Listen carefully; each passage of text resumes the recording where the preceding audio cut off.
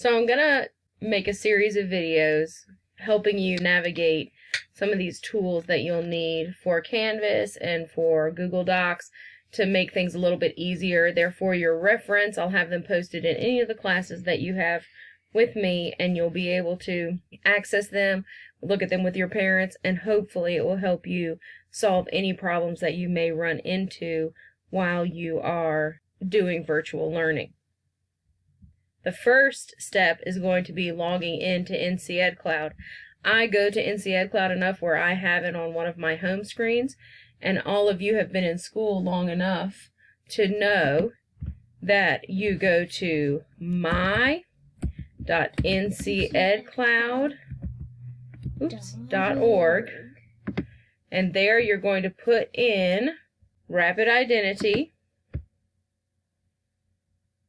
and you'll get this screen. You'll put in your unique user ID. It's usually 10 digits.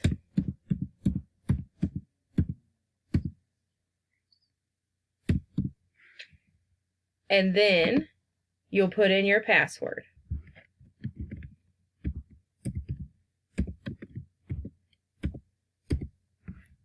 Now, one of the things that I notice a lot of you doing is not taking advantage of this icon right here. When I press that eyeball, it will let me see what I have typed. So if I've made a mistake, oops, my Y is supposed to be capitalized, then I can go in to my page and I know that I've got the correct information.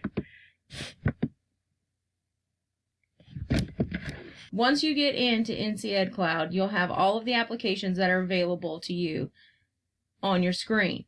The ones you're going to use the most are Canvas, which is where your classroom teachers are going to have put all of the things that you'll need to do on your virtual weeks, including assignments, Zoom meeting links, so on and so forth. And the second one is Clever, which is how you're going to get to all of your iReady and those types of things.